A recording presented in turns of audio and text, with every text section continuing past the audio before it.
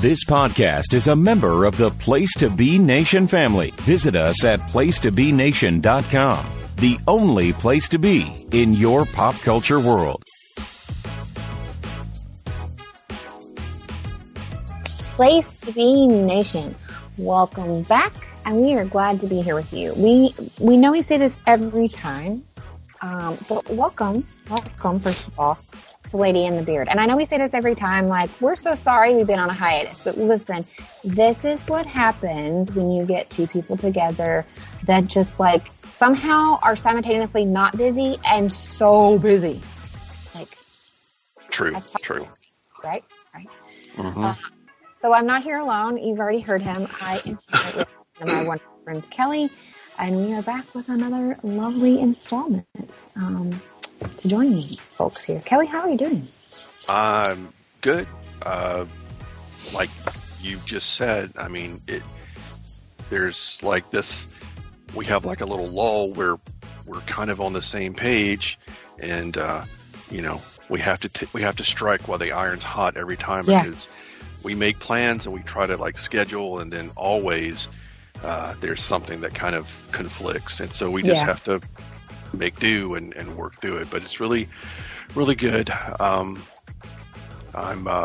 doing good. How about you? How are things with you? Things are really good here.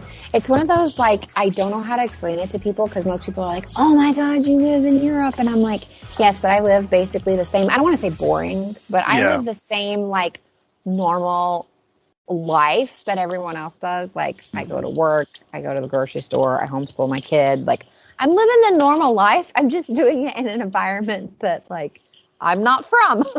Yeah.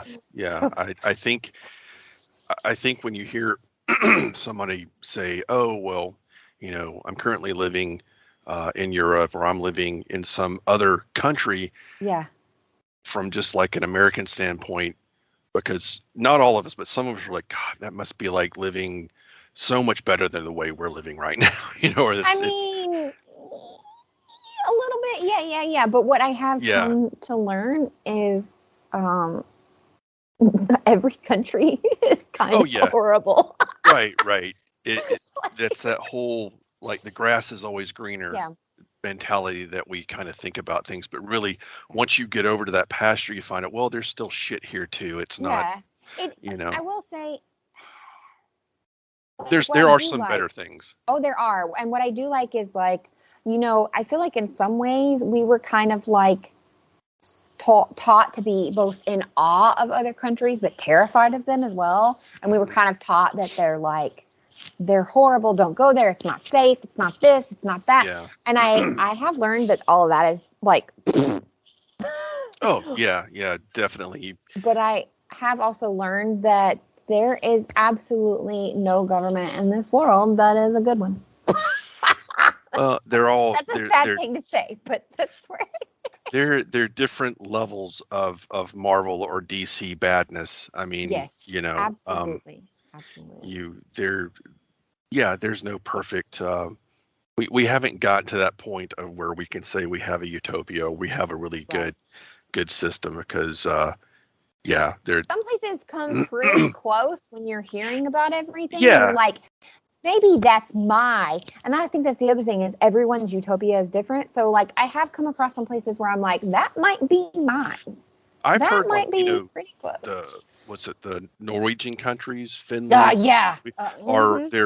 The cost of living there is high, but the taxes are high, but that pays for a lot of the things that you get for paying those taxes. Yeah, that's so, like, that's what trying to explain to some of my colleagues at work who are, on the other side of the fence, thinking, oh, well, that's socialism or that's communism. I was like, no, that's the government working pretty efficiently so that everybody can have a decent place, a decent life, maybe a career. They try to make everybody on, like, a more equal footing, basically, in some of those places. Yeah. That's not to say that they don't have places that they're still, like, inside that country that are still, like, really struggling, or some families that are really struggling, absolutely. But I don't. Yeah, I don't know everything about those countries. You just hear what you hear and know exactly. But to me, it's like at least they're more progressive in their thinking and trying to work out new ways of people being able to live and to make a living and to make a career and to be able to go to school and not worry about, the little things that we worry about over here that are not really little. It's like paying, like my power bill went up this month. I mean, it's that time to have that kind of check to see how my Yeah. power is going to be. It went up by $50, and I'm like, Yeah, I will say that is actually a current issue in Germany as well. Is like this whole my brain just word went. Are you like, is it like the heat or Energy? It's like a whole yeah. energy crisis in general. We've been in it honestly off and on for a little bit. So my electric bill is actually a little higher for my 2-bedroom flat than it was for my entire house in Southern Alabama. Well, okay, so my power bill being here in LA, which I'm talking about lower Alabama, was $380. Now it went up, and now it's went up by like $50. So now it's like $420. Yeah. Now I'm on this budget billing kind of, which is a love-hate relationship that I had with Alabama Power when I was there. Yeah.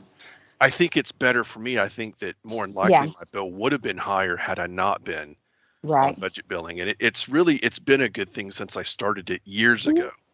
But getting out of it is a little bit of it for those that are like, what is she talking about? If you ever want to get out of budget billing, it is a nightmare. And when they explained it to me, I was like, guess I'm staying on budget billing. Well, it's like some point, like you have to pay X, you have to pay back.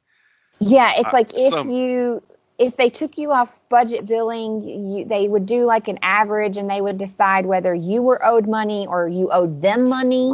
Right. And there was no way to tell until you did it. And I was like, what? And they're like, you could owe us $1,000. And I was like, what? You're like, what? Can you just tell me this ahead of time? You don't have to like. Yeah, and I'm sure, like, in transparency, it was probably in some tiny little clause that I signed when I went and got an account with them. But yeah, I'm at this point. It was like, I'll just stay on it until I get to a point where maybe I can't or I don't know. Which, oddly enough, here with the power company that I have, budget billing is the only option. There is that's how they do it for everyone, period. So I just got really excited, and not to make everyone there feel bad, but I just got really excited because last year we don't have air conditioning, but we buy portable units for the big main living area. And then Caden's room, my son, because of where his room is positioned in the building, so he actually, in the winter it's really cold and in the summer it's really hot. So we have actual portable ACs in those 2 rooms.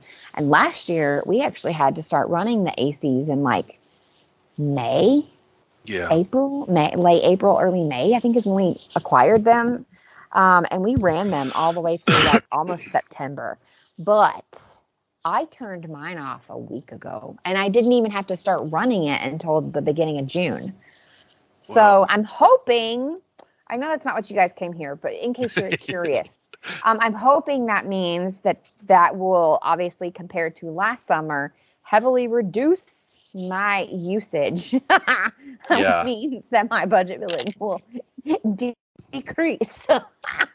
If you're really not living in the southern part of the United States, and it is a mandatory piece of equipment you have to have for your house, because whether it's a window unit or one that you have in your house that has ductwork and it all goes to your different rooms, or like you said, those portable ones that you have, you can't live, you can't exist in the South without AC. It is, and that goes without saying, like Texas and all of these other, Florida, we're all in the same boat when it comes to and especially now that we're in this kind of El Nino heat bubble or whatever. I mean, The devil's Yeah, armpit? yeah. The devil's asshole. I've heard it called. It's His bad. groin. Yeah, And I don't miss that part. well, the other thing too that really people don't talk about a whole lot is the humidity. The humidity is what really makes it bad. Yeah. You walk outside and immediately you're like, oh, why am I all damp? Oh yeah, I Yes. live in the South. I was explaining that to someone that is like European. Hmm. Um, I was like, you don't understand. Like, I would walk by the way, we don't walk in the United States because we can't, because Oh, one, we don't have the infrastructure for it. And yeah, two, I would leave my front door and take the 10 steps to my car and would be dripping wet. So there's that. yeah, Like, and unless you're like in one of the bigger, you know, cities up north yeah. in Alabama, I mean, we don't have a public transportation system at all, Mm-mm. really. I mean, it's sad, but we don't. And That's one of you my know, very favorite things, honestly. yeah, yeah. Yeah. Uh, but okay, I know y'all Yeah. didn't come here to listen to us talk about our. No, but those are problems that we deal with daily. Yeah, And those are yeah, normal that everyone's dealing with. And so I hope that everyone can handle that okay and you're doing fine. But part right. of what we're going to talk about today is my way of escaping those horrible adult things that no one prepared me for. Hmm. Bills. Last time we talked about one of Kelly's favorite topics. If you did not listen, go check that episode out. He explains everything very well. The episode prior to that, we talked about toxicity inside fandom and kind of got caught up. Our plan moving forward, if I didn't say last time, is we're kind of alternate. So our first topic was something that we did together, discussed together.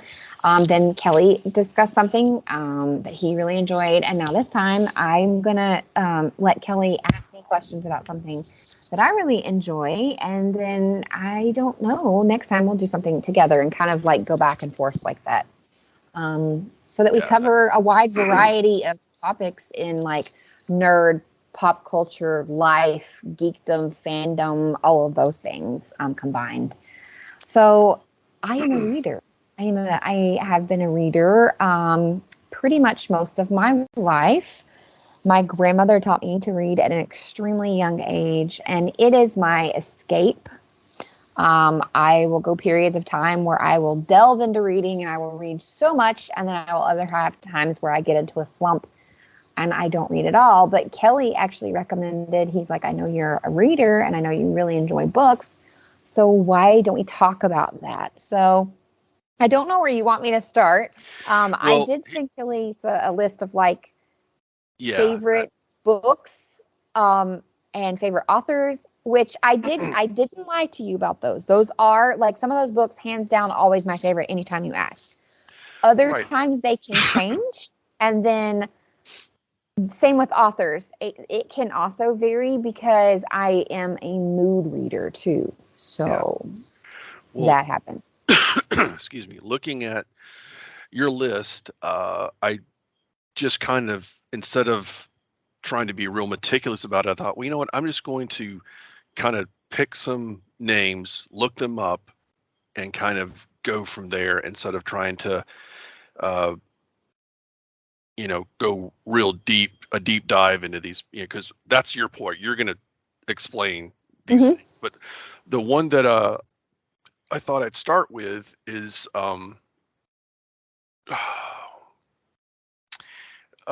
the Hollows series. Mm-hmm. Rachel Morgan and the Hollows series is a series of urban fantasy novels Mm-hmm. and an alternate history, an alternate history setting by Kim Harrison, which is Mm-hmm. the author. That takes place primarily in the city of Cincinnati and the nearby enclave of the opposite side of the Ohio River, nicknamed the Hollows. Sounds Which real is like interesting. into Kentucky, kind of like Yeah. it's like right So, there in the like crossing. Yeah. uh, tell us what got you. Well, let me ask you this as a Yeah. general question first. Okay. Like, there's different genres of books. I Mm-hmm. mean, you could Mm-hmm. go for days, like science fiction, horror, romance, Mm-hmm. fantasy. And a lot of those even now have are broken down further into You have a lot of subgenres. subgenres as well too. Yeah. What's the one that you really find is the comfort genre that you kind of go to as your go-to, I guess? I gravitate a lot to what I classify as paranormal fantasy Mm-hmm. or paranormal romance fantasy. Mm-hmm. I also really gravitate towards what I call paranormal cozy mysteries. Mm-hmm. I will read just about anything, and I know a lot of people get angry when I say I don't read a lot of nonfiction, because for me I like going to places that are not the real world or are close to the real world, but they have enough of a parallel that I don't need don't get me wrong, I love things that have a lot of world building, like a totally made up world. But I think that's why I especially like the things that I do is because they're set in places that I can visualize very easily. And I don't need a lot of extra help with that. So I think that's why I gravitate towards those. But reading is an escapism, even though I am reading about drama and romance and things like that, because it doesn't involve anyone I know. Yeah. Yeah, it doesn't involve anything like that. I will read nonfiction. It just has to be on a topic I'm extremely interested in. Recently, I read a nonfiction book about poisoners, throughout history, and there was another book I read in regards to poison. It was about how Agatha Christie always tended to use poisons and why, and it was the history of poisonings. And I know you guys are I'm sensing a pattern. I'm also a true crime fan, but I struggle with sometimes reading true crime books because I have a very vivid imagination as well. But I do like nonfiction. It's just not my preferred, and I don't if you took me to a bookstore or the library, most of the time, I'm not going to directly go there unless I'm there. For example, I did read the Prince Harry book, ate it up, loved every minute of it. But I went with the intention of buying that from that section. So Yeah. I do read cookbooks, and I know people think that's weird, but anyone that is a collector of cookbooks know that actually a lot of them have stories and things interwoven into them, that it's not just recipes that you're reading. So those would be nonfiction that I would read a lot of. But my main, and I have like I said, subgenres inside of all those. I do like romance, but I don't like all romance. People assume I love Nora Roberts. Sorry, everyone. I don't care for her. Yeah. Things like that. There's some authors that are big name authors that either I once read them and I enjoyed them and I don't any longer, or I just never could get into their work. So, yeah. Do you ever see the TikToks with that one Dylan who does he has a cookbook and he pulls out all these really obscure, weird recipes. I love him. Yes. That's what I thought about that when you were talking about reading cookbooks, because that's his whole thing is he finds these obscure and old recipes that sound a peanut butter pie from 1933. Yeah. He's so funny and he emotes very well too. So if you guys haven't seen him, you should totally check him out. Yeah. I mean, I know some folks may look at TikTok and go, "What the hell?" But to me, it's an entertainment. And with my job, there's so much downtime. If I didn't have something besides my Nintendo Switch and my phone, I wouldn't be here. I have ADHD, so doom scrolling is a thing that actually really helps my mind. I know a lot of people are like, stop doom scrolling. I hate that ad, by the way. I don't know if you guys have come across it. It's been coming across my TikTok and my Instagram a lot lately, and I just want to flip the bird every time it comes on. But it actually helps me, and sometimes it calms me down, or sometimes it motivates me. But I tell everyone TikTok is what you make it. So it really, it used to not. It truthfully, when I first downloaded it years ago, I deleted it pretty quickly because at that time it really was just like dancing people. Yeah, it wasn't until I came into TikTok way past that, where it was like people were doing funny skits, they were doing memes. It was Yeah. kind of like I Vine. think COVID really changed TikTok. Yeah, it did. And there's a lot, I started seeing a lot more Gen X folks like myself doing things and talking about Yes. my generation. So it was Mhm. like, okay, I can kind of, there's a lot of stuff I just like, yeah, not interested, not interested. You Oh, just swipe that's really past it and funny. you stop seeing those things. Yeah, Yeah. yeah, So because of that though, book talk is really big. So as yeah. like a reader, book talk. And one of the things that like I have another podcast that I do with one of my really good friends, Bianca, where we talk explicitly about books. Like it's all about books, adaptations of books, things like that. So if you're enjoying this episode, you can go check out Bells with Books, also here on Place to Be Nation. But her and I had a really great conversation the other day about book talk, or we always talk about something from book talk Hmm. usually, or Bookstagram. But the other day we had a conversation about hype books. Yeah. And I was going to ask you, since you asked me to cover this, because you actually owned a comic book shop, so I felt like you do know what this is, but she and I were asking each other, like, how do you feel about hype books? Do you jump on the train or do you not? And so I wanted to ask you, like, do you know what I mean if I said, like, Yeah. oh, it's a hype book? Like, Yeah, I assumed you did, but it's the same kind of like from a comic book standpoint, hyped books, something's coming down the path, and mhm. there's this new book, or here's a great example.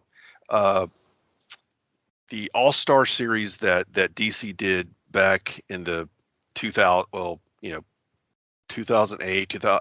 I may get the dates wrong, but it was the All-Star series because they did All-Star Superman, they did All-Star Batman and Robin, and you had Frank Miller, who was going to do this All-Star Batman and Robin and have Jim Lee do the art. So once everybody heard that, they were like clamoring. I had everybody pretty much on my subscription list saying, "Hey, put me down for All-Star Batman and Robin. I want to read this Frank Miller book."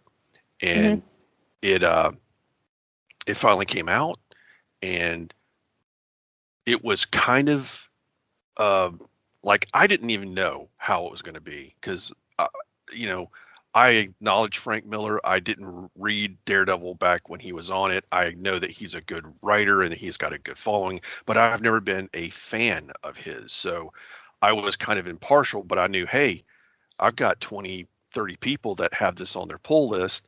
I'm going to have to go ahead and order maybe 10, 15 more copies for the shelf to see, for other people that may be late to the game.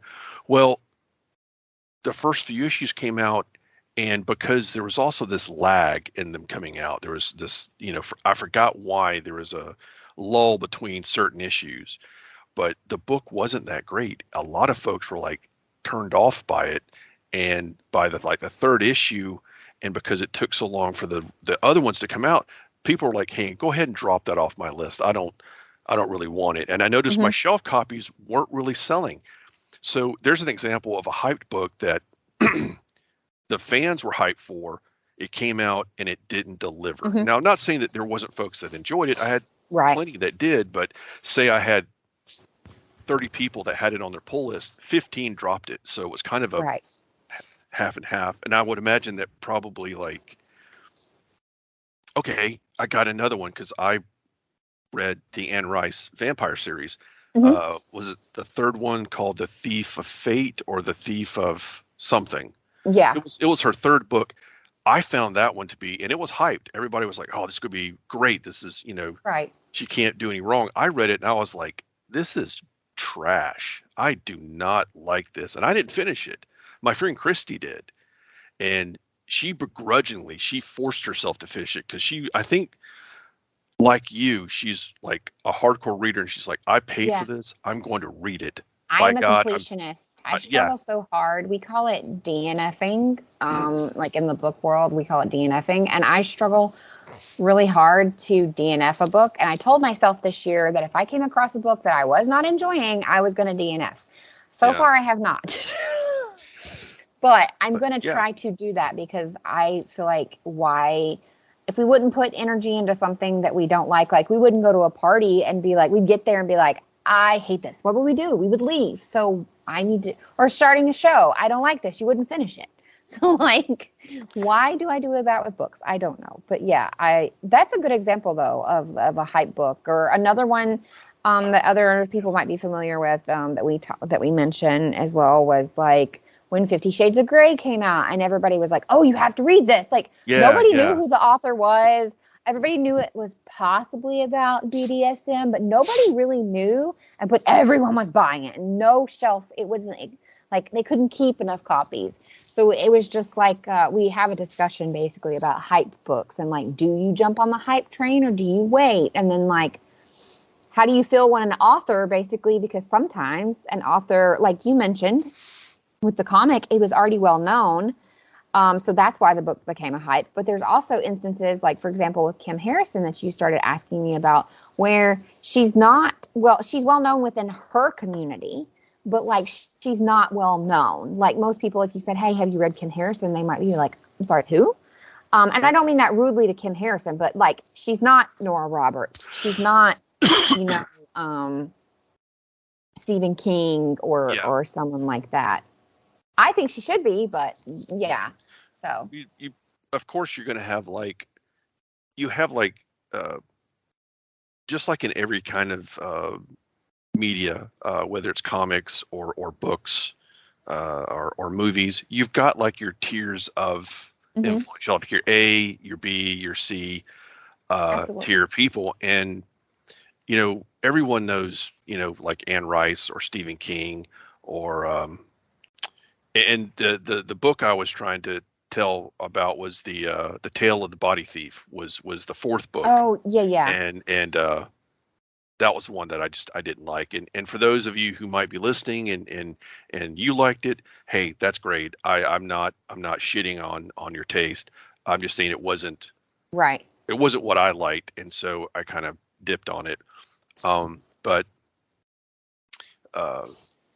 like for writers in comics and artists in comics, you have the same kind of tier system, and you have and like for books too. I mean, you have like you're talking about was it Kim Harris? Kim Harrison. She should be, you feel like she should be kind of up there with Stephen King, but at least, I mean, she has a core following. Yes. And that's really when you boil it down to, the tier system is kind of set up, and it's all, everybody has their own version of what their top people are. Yeah. And I know that like in the science fiction community, you have like different authors that are well known and well liked. Right.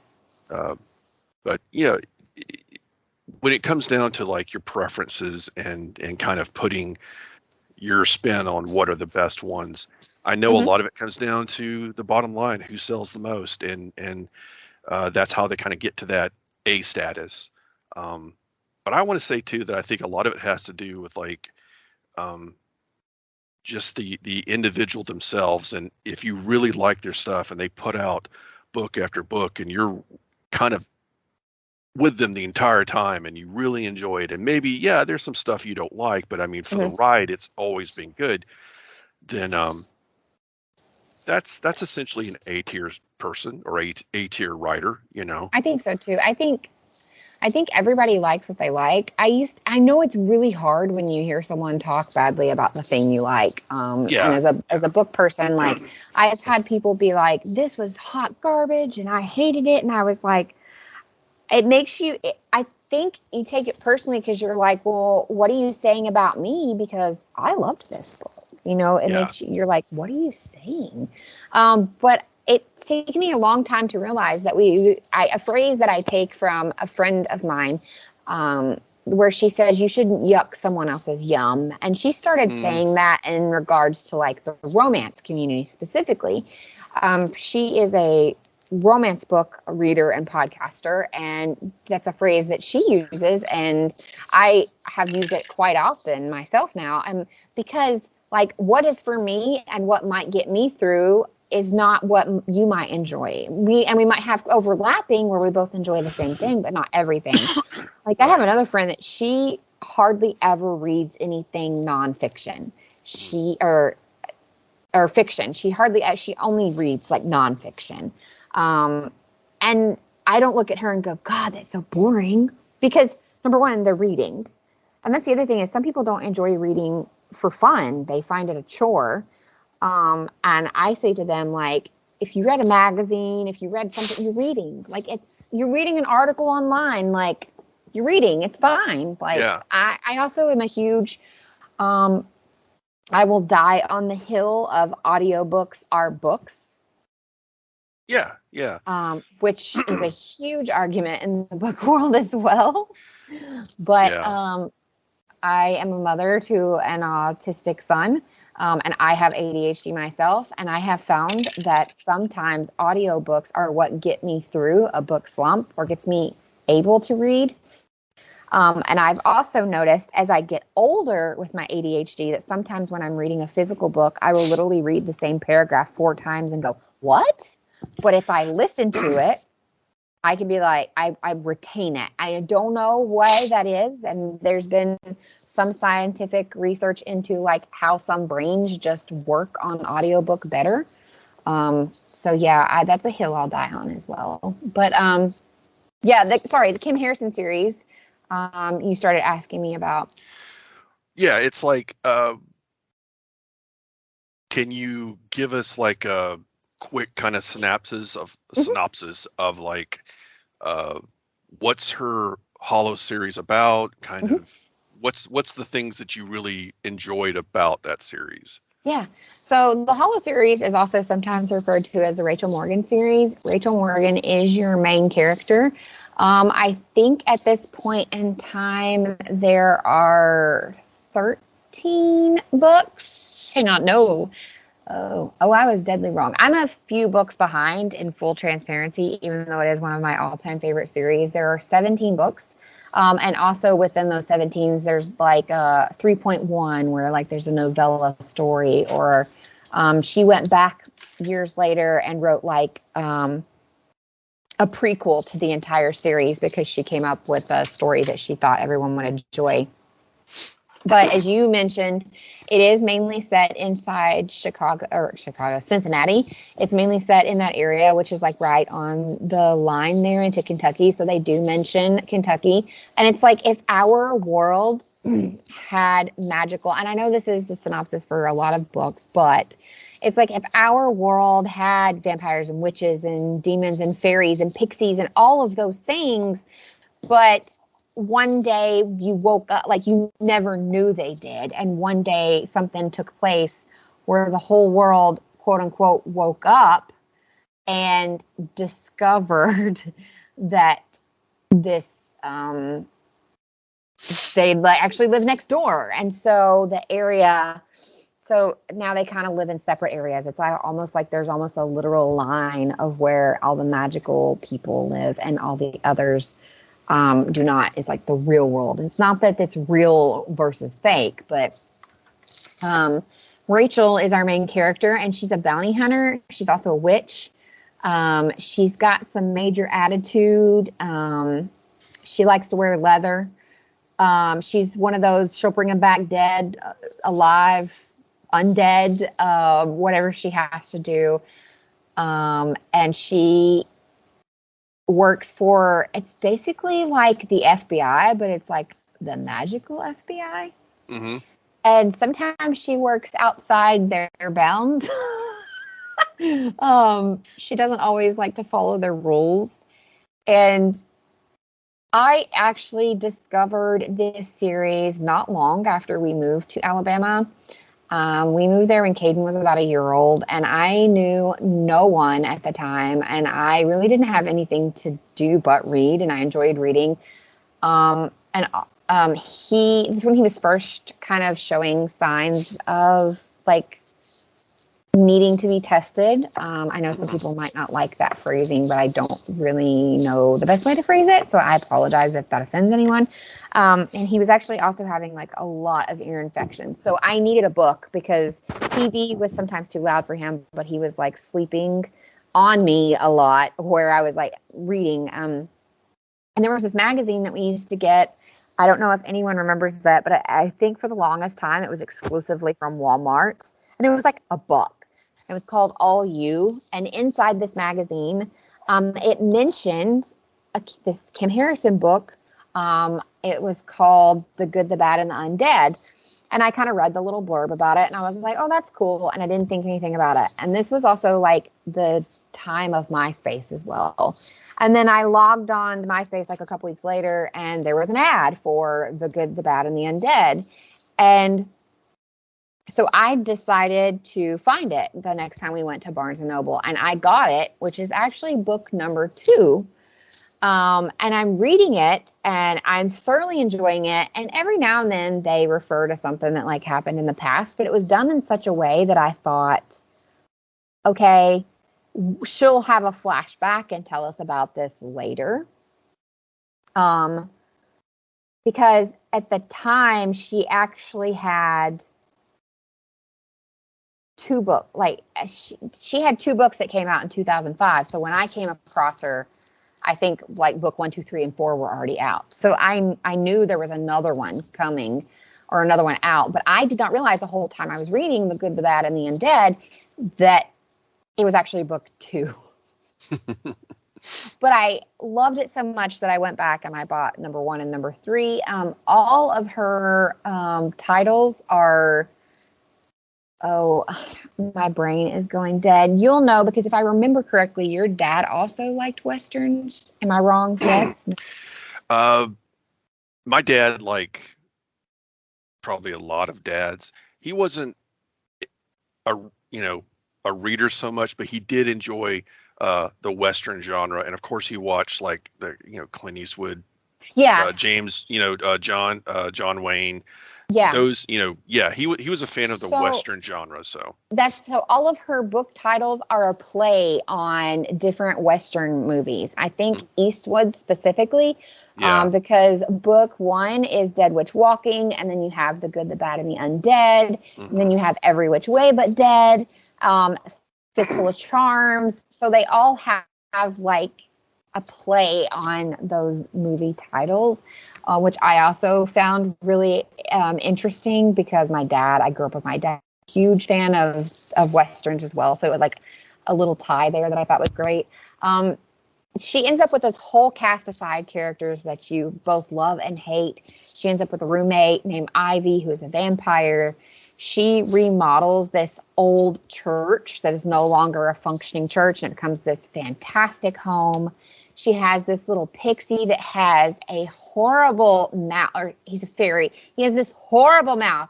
He is like sailor mouth, like so funny. His name is Jinx, and it's just a lot ensues. There are like adult moments, or as we refer to them on Bells with Books, Bianca No-No moments. But it doesn't take you out of the story, and it's not 1,000 times or described horribly. Like you are someone that reads both sci-fi and fantasy, and it's something that just it's in there every now and then. Yeah. So she does it in that way. It's not like she's not a romance author. Yeah. I get what you're saying. It's not. Yeah. It's not like super smutty or No. kind of triple X stuff. Yeah. She's actually considered, she classifies as like urban fantasy, paranormal fantasy. She is now classified as paranormal romance, but I wouldn't, like when I found her, I don't think she was in that section that would be like romance. I think she was in like the fantasy, urban fantasy section that they had at the Barnes that you and I used to shop at. So yeah. There's another author on your list that I was looking at, and it's Charlotte. Harris. What's how do Charlene you Harris. Charlene Harris? Yes, I'm Hmm. really bad with reading sometimes. So, um, what uh, what is it about her books that kind of piqued your interest? Because So, I was looking up. I'm sorry, real no, you're quick. fine. I was looking up something Hmm. in researching her, and it like some of her stuff was it True Blood? Am Hmm. I right about that? That Yes. was her stuff. Okay, so Yes. Yeah. So that was kind of my introduction to her. okay, The True Blood television show, I don't remember when it came out specifically, but I yeah, remember it initially coming out quite some time ago. And hmm I would catch it here and there. I ended up watching it like after it had gone off the air. But yeah, I came across her. She has a book series, and True Blood was actually not my first book series. But I think True Blood was already out at this point. Or actually, in the book series, True Blood was a TV show. The book series itself was called the Sookie Stackhouse series. yeah. Um, but she has another one that, for anyone that knows Charlene Harris, it's kind of hard to believe that she actually has another series that is very like chaste, and actually was turned into Hallmark murder mystery movies with Cameron Candace Cameron Bure as Oh, the main character. Um, it's called the Aurora Tea Garden series, and it is one of my absolute favorites. I also had a friend that was like, I'm going to do a True Blood reread. And I was like, you know what? I never actually read True Blood. So I read the Aurora Tea Gardens first, knowing that True Blood was totally different. I knew that from the get-go. But I thoroughly fell in love with the character of Aurora Tea Garden. And then to go with that, all of her series in some way kind of sort of intertwined. Well, at least the like True Blood, Harper Connolly. I'm trying to think of the name of the other series because she had another one that a few years ago was actually turned into a TV show. It was like Midnight Texas. NBC yeah. did like 2 seasons. You mentioned this was before we went. We started the podcast. Hmm. Cemetery Girl trilogy. Is that Yeah. okay? The Cemetery Girl, which is the Harper Connolly. Okay. But you actually had the graphic novel version hmm at the shop, and I got like super excited about that. Um, and I purchased those from you. Yeah. But a lot of her stuff is paranormal. The Aurora Tea Garden or not, they classify as cozy mysteries. Another series that she has also kind of cozy mysteries is Lily Bard. Charlene Harris for me is a person that I refer to as one click, meaning you tell me she has a new book coming out, I don't even read the synopsis, I'm buying it. Yeah. Yeah. Um, which she's had some health issues in the past few years, so I'm like, oh no, like Yeah. I was just protect looking. her. I was just looking. She was born in 1951, Yeah. and she's 71 years old. So I mean, uh, yeah. Unfortunately, when you start getting into the 70s, is when you can start. Well, I mean, Like falling she was apart. one that she was a yearly visitor to Dragon Con actually. That would be in authors like the authors row. Even when she finally like made it big, apparently she was one of those that would still go. She's from Tunica, Mississippi. So, and I think she might, I don't remember where she lives now. I think she might live in Georgia. I could be completely wrong on that, but she does still make appearances. She's coming to Spain soon. And I was like, dang it.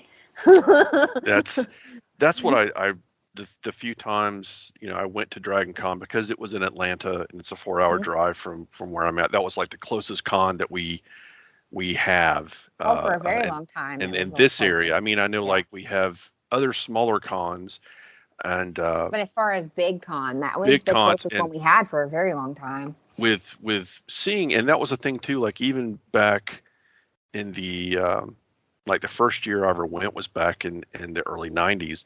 There was a huge demand for our authors, Hmm. and mainly for those that wrote science fiction, fantasy, and horror and stuff like that. They had this just you know lines and lines of people, standing in line to get their book signed and getting this, chance to meet their author. And I was really amazed. I was like, this is great because like you have not just comic book artists and writers that have lines, but you have these other individuals who are part of kind of the whole fandom There's a lot of there as well. intermingle and intertwine. I think that's something we actually have mentioned when we did our, what was Caden calling us? Was he calling us the reboot? Or the Yeah, remastered or something remastered when because we decided, yeah, Lady in the Beer is actually something that we did a few years ago. And then Kelly and I were just at times in our life where we were like, we're still best friends and we're going to hang out together like all the time. But like, this doesn't, I think we were both really angry at a lot of things at the time. well, It was I like, was let's just not do this right now. I, I was in my really toxic phase, and because I had been doing, I just finished doing. Russell and I had finished his little comic book podcast that he asked me to join, and he had kind of wrapped that up, and by those last few episodes I did, I was really toxic, and I don't think Russell really, um, you know, I'm not saying he.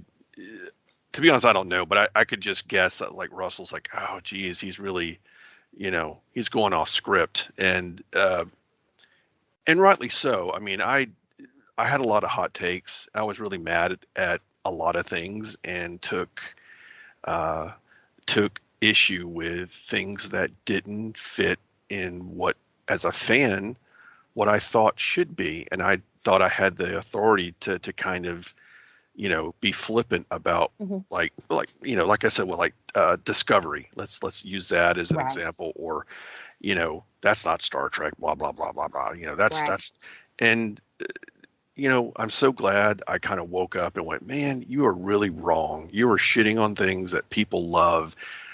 You don't like people to go around and say things that you like are shitty. That doesn't make you feel Right. good. So, you've got to be fair and not be like that. It's okay to go, hey, like I just said about the Tale of the Body Thief.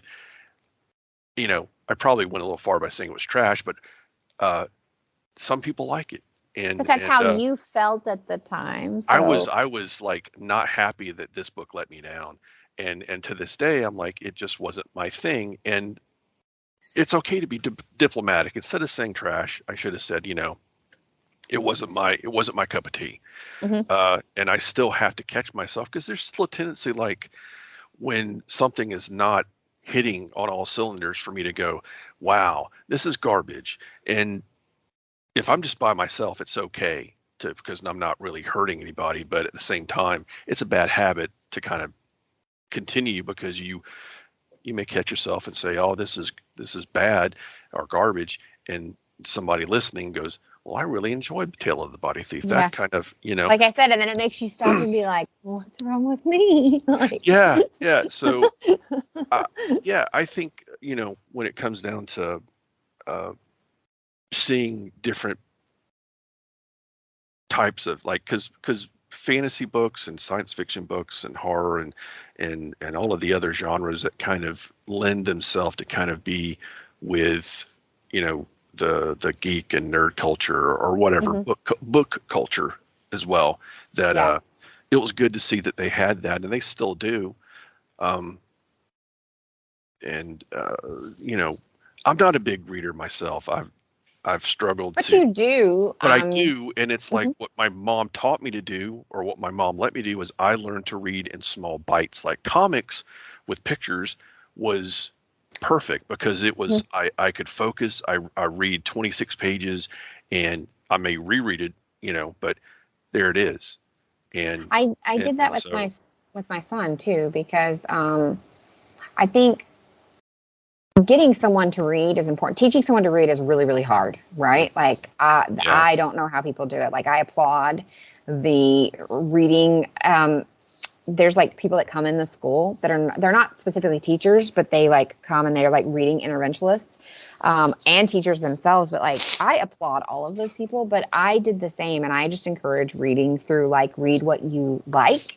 And if that's a comic book, if that's a manga, if that's a magazine, whatever. So I did the same thing with him that your mom did, where I was like, I actually brought him to you when I saw him struggling reading. And I was like, but he loves like superheroes and he loves, you know, like these things. I feel like comics are for him. And I think that really encouraged him to be a stronger reader.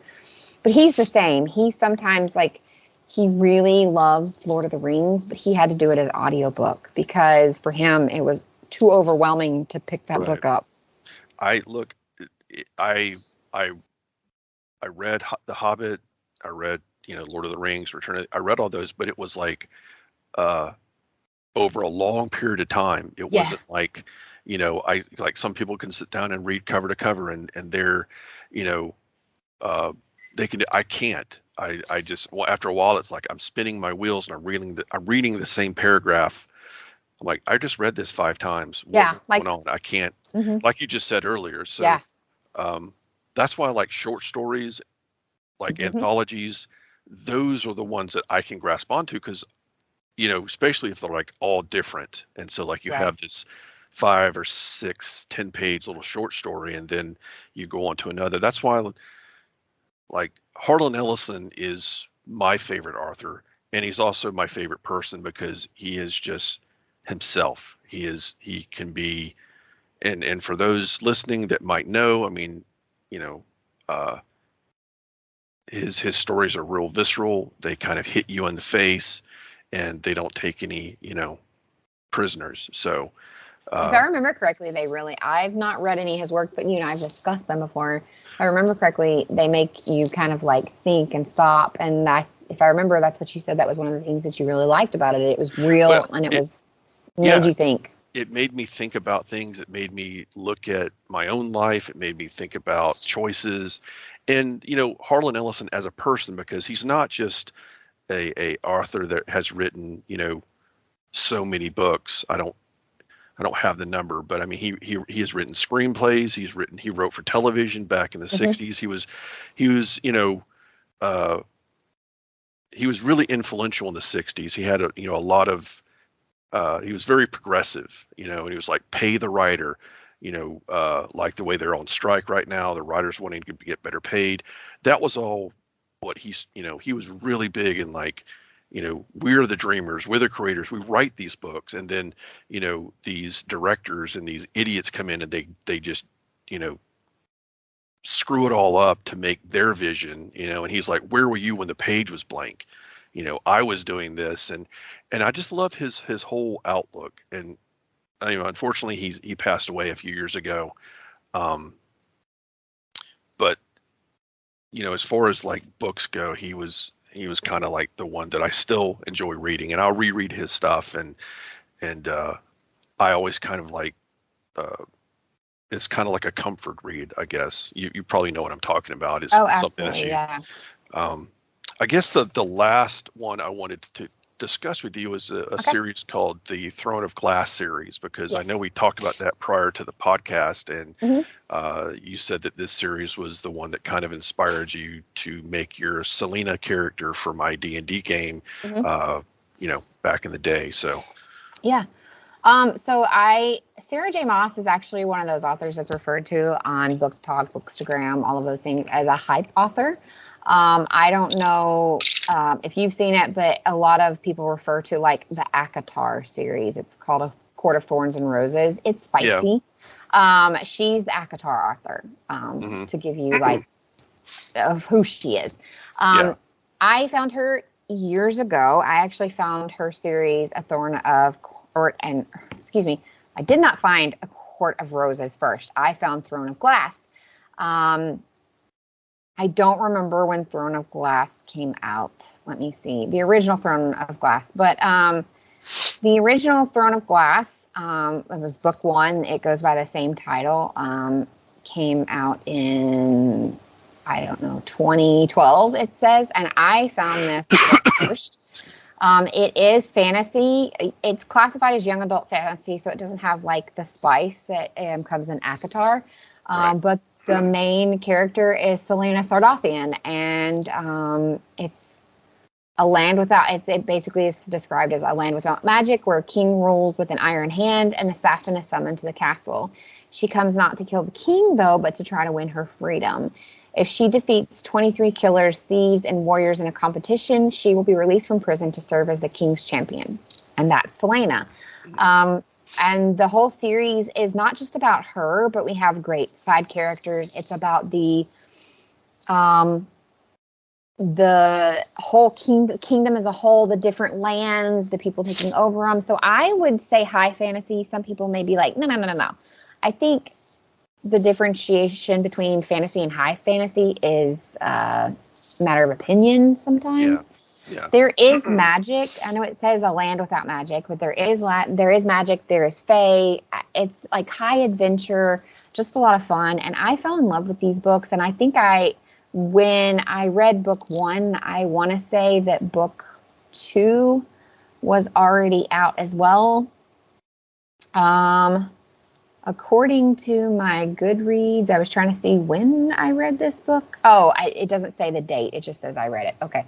But I think like the second book was out as well. But I felt so in love with this book. And I actually discovered this series through another author who is not well known. But her books, and I actually just was reminded of her and should really get back to her works. Because I really enjoyed Lindsay Cummings, and she raved about book 1 because she is not only an author, but she's a reader. And I remember she used to, on her, I think maybe it was Facebook at the time, I can't remember, but she actually was like, oh my gosh, this book is amazing. Like 10 out of 10, you have to read this. And so I was like, okay, sure. If she says so, and she's an author that I enjoy her works, I'll check her out. And I fell in love with it to the point where, as Kelley mentioned, I am a D&D player. I did play in a campaign. It was actually the first campaign I had been in since I was very young, where it was a homebrew Kelley created. And he was like, what do you want to play? And I looked through the book. And I found that Dampier was an option, which means like not full vampire, but you're not human anymore either. And even though Sarlena is not, there is a picture from one of the original like photos, and I don't remember if it was a cover from a different country or if it was fan made. But she's literally wearing, it looks kind of like all leather, and she's got long, super flowing white hair, and she's carrying 2 like swords down by her hips, and she's walking forward like, I'm about to take y'all all out. And when I saw that I could play a Dampier, for some reason that picture stuck in my mind, and I think I sent it to you in a text, and I was like, this is what my character is based off of.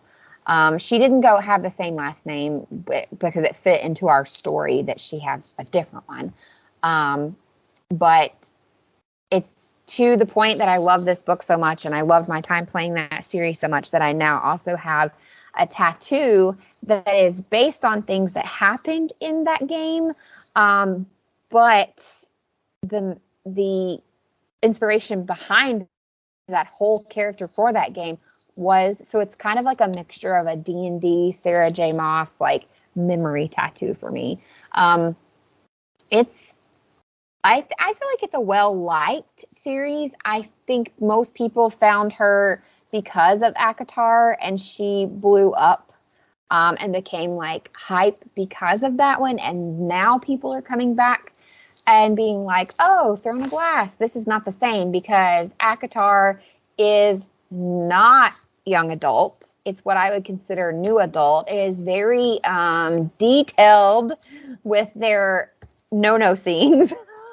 A little spicy. Yeah, it's spicy. If you've watched Carnival Row, You know the spicy scenes in Carnival Row? I hadn't It's seen. like but I think you've seen at least the ad for it. Yeah. I think. Yeah. Yeah. So the kind of spicy scenes that be happening in there are very close to what be happening. It's like wings and things and yeah. So I think what is happening though is a lot of people are reading that series and then they're coming to Throne of Glass and they're like, what? And it's because like this is a young adult. She has another series that I actually have not read yet that I would absolutely love to read. And I just recently, within the last few years, learned that this whole time, even though that one's spicy adult or new adult is what they classify it as, and this one is young adult, and the other one, I can't say for certain if it's young adult or new adult, but they actually all intertwine somehow. They all actually. The other series that she does is called Crescent City. So she has 3 series. The other one is considered just adult. And they all apparently intermingle together and flow together. And I was like, huh. So I kind of like when authors do that as well. And again, it's fantasy. So like, yeah, there's high drama and there's like things like that, but it's not real. Right. And it could be, like I'm sure people read fictional books and they're like, whoa, this is just about the world around us. But it's a different way of looking at the world around you that kind of takes you away from some of the things that happen in the world around us. Yeah. I as far as when it comes down to like I'm not. I know that there's some really good fiction books out there, and I've been told about some really good series, but I think because of like my comic book background and the fact that I kind of like all of these, science fiction, fantasy, being a young D&D player, I kind of gravitated to all of those things, and so like fantasy, sci-fi, the only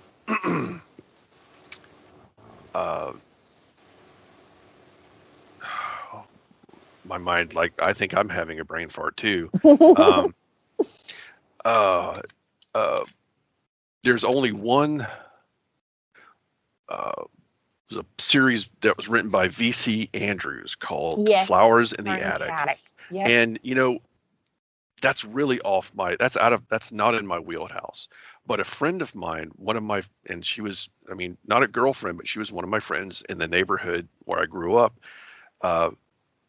She was a reader, and she asked me we were hanging out one day in the neighborhood, and she was like, "Hey, do you like books? Do you read books?" And I was like, "Yeah, I've got a couple of books," and I did. I had a few, like had a copy of The Hobbit and stuff like that. She gives me this book and she goes, "Read this. This is really cool." And I read it, and I was like, "Wow!" I was, it's like it is not. And for those who know about Flowers in the Attic, you know what it's about. That is, I was 13 years old when I read it, and I was just like scared, like my mom was going to find me reading this book. Oh, right. And it's like, when I finished it, I gave it back to her, and she goes, "So what do you think?" I was like, yeah. Because I was 13 years old, like there's all this stuff going on that I kind of know about because I'm still learning that. And then there's other stuff that just like, oh my God. But it was just it was so different than anything else I read. But that was the only one that I read. I know that there's several others. And then like years later. There was a huge break in them too. So she wrote book, I think 1 through 5 between, I think 79 and 86. So that was like the other problem for me is that when I came across Flowers in the Attic, way too young, my mother, who was a reader, was like, "Give me that!" I was like, everybody that was 79. My mom knew what it was. like everybody knew that book, and everybody that I've kind of watched or talked, or we all read it way before. It's kind of like a Gen X thing. It's like Well, everybody that read this book read it when they shouldn't have read it, but no one really paid attention to what we were reading. Like so my mom wouldn't known that it was what it, I mean, she didn't right, read. She read books, but all her stuff was like nonfiction stuff about history and presidents and our right. country and all of that stuff. And then, of course, the Bible and That's religious kind stuff. of So that's kind of the joke, though. Especially in like the romance community, is we all talk about what's the book that you read that got you into this genre. Because if you're a romance reader, and especially if you're a romance reader listening to me, you can't lie. Go ahead, stop lying to yourself. Everyone that is a romance reader has a book that they can tell you where they got it, how they acquired it, and mhm. that they were way, way, way too young to be reading it when they Yeah, read it. But that was your gateway, and you were like opened up and you wanted more. And it wasn't from like a disgusting, because I know a lot of people, like my husband does, you've heard him say it. He jokes about it and he calls all of it, regardless of what it's about, he calls anything in the romance genre. He'll be like, "Oh yeah, Miranda and her vampire smut." yeah, That's what yeah, he jokingly. But my husband's also one of those that like, hey, if you're reading, read. Like he's a huge reader as well, so he's like, just right. read, like whatever you're reading, that's cool. But we do. It's like you said that like we all read this like way too young, and it's a huge joke within the romance community. It's kind of like a like for real joke. We all have a book that we were like, I shouldn't have read that, but then you Yeah, wanted more because it also felt forbidden. Like, you know, I'm sure yeah, everyone had a grandma or an aunt or something that was a subscriber to the Harlequin romances.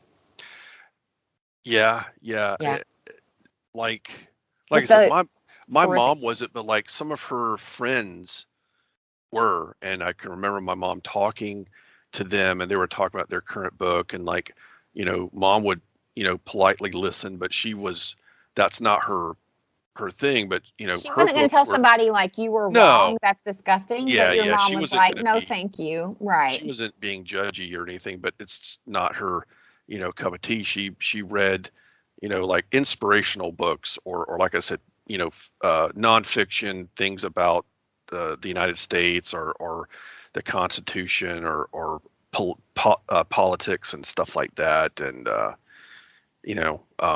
and my dad, he read a few books, but it was more like uh, they were, books written by like folks that did editorials on specific things or, you know, it was very niche what my dad read. And, Yeah. but that area was like, he had his series that he would follow too. So, um, and like myself, I mean, I grew up reading, like I said, Lord of the Rings and The Hobbit, and then like in the 80s and during the D&D age, I read like Margaret Weiss and Tracy Hickman's Dragonlance series, Hmm. which I think anybody that grew up in that time, that was kind of like, and they put out a ton of books, which I followed most of them. I mean, not all of them were great, but I mean, I was kind of like wanting to complete everything, and it really I remember that was the one series that I really got into. But again, it fell into that fantasy niche, and they weren't like super thick, so I could like read a few chapters, and then I'd have to take a break, and I'd come back to it and read a few more, and um, I I enjoyed can't it. remember if it was you or if it was our friend Blake. I know he did for sure. I know he did, but I can't remember if you did as well. But haven't you read Neil Gaiman? Who I didn't list him, but he is also one of my like. Yeah, I yeah. absolutely love him. Like Uh, he's also like a one click for me. Like hmm. buying it. Like I don't question what he wrote. I'm buying it. Yeah, I read like back when he started, like back when the Sandman series was a comic Hmm. series. I mean, when he started the comic series Sandman, I read it uh, on and off. I didn't like follow it because I had such a huge pull list. It was like I usually pulled Sandman off the rack and just like, okay, I had a light week. I'll pull this out and I'll read it because you could read like he did like 4 or 5 or maybe 6. He'd do like story arcs and then he would go on to Hmm. something else. So I would kind of follow a story arc until it finished, and then like I may not pick up the next one. but I've picked up a lot of them in trade, and I have those, and I've read them, and yeah, his stuff is really good. Like, I know he's got a lot of other books that he's put out. I know American Gods. I've read that. Uh, and so, but like I said, when it comes to reading, I really have to make myself sit down and get ready to read. I mean, I can go through a trade or I can go through a comic, and because that's all I've done. I've read these stories, and you kind of get used to, and it's kind of bite size. It's not like you're going in for like one of the huge books that are like 1,000 pages. Right. That would be something like, I just recently bought an audiobook of Michael Moorcock's the Elric Saga, which is another one that I picked up reading back when I was in my, the 80s and 90s when I found out about him. And I've listened to pretty much all of it. I think there's a few chapters out and I'll be done. But I bought it basically to have something else to do at work for my downtime, is to I could sit there and play my Switch and listen to a series that I've already read several times, but it's a comfort thing. It kind of helps with my anxiety sometimes to read or to listen, I should say. So I'm actually one of those people that like body doubling is an actual thing within like the ADHD community, and I didn't know it. Like, I've always done this, but didn't realize it was a thing, or know that there was a name for it until several years ago. And it's usually defined as like, say when you used to come over to my house and you'd sit at my kitchen table and I would like clean the whole kitchen, clean out the cabinets and do everything, but like we're engaging in conversation the whole time. Yeah. That's body doubling, but you can also do it in the form of like listening to a podcast or listening to an audiobook, or people do it with music. And I find that I tend to do really well, especially because I am ahead of all of you guys. So like calling you or FaceTiming you to body double, it's just not always doable. So I find that I go through a lot of audiobooks because I actually get more done.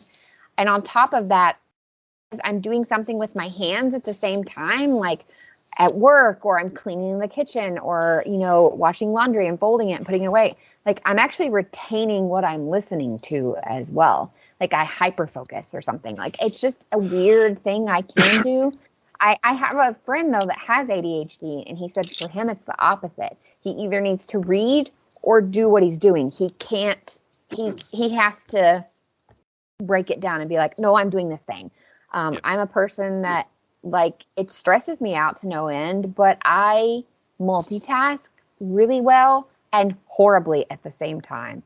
Yeah. That's one of the areas that I do it really, really well in. I also used to be a person that, no lie, I thought audiobooks were for old people. Yeah. When I was in college, I worked at Cracker Barrel, and I don't know if you remember this, but it used to be that you could rent the audiobook. So you would rent it, say, in like Kentucky. And then the whole point was you would listen to it on your drive, because you had a lot of these like travelers that they literally stopped. Like, when they stop at a Cracker Barrel. Right. Because they're well lit, they're nice, it's a good meal, things like that. So, but you could so you paid whatever the price was for the audiobook. And I think it was like, if you kept it, fine, because you paid $24.95 or whatever it was. But then if you didn't want to, you could go into, say, you got to Ohio when you finally stopped again, and you would go in that Cracker Barrel, you would take the audiobook in, and you could exchange it for something different.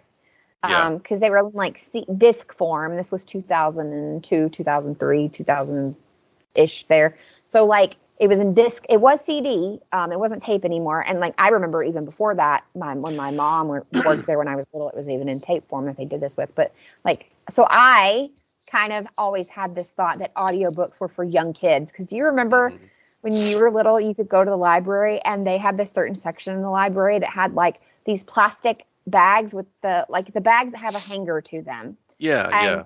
and it would have the tape and the book, and you would take it up and you would check it out just like a normal book. It's so that it would either read it to you or it would have prompts that would go with it.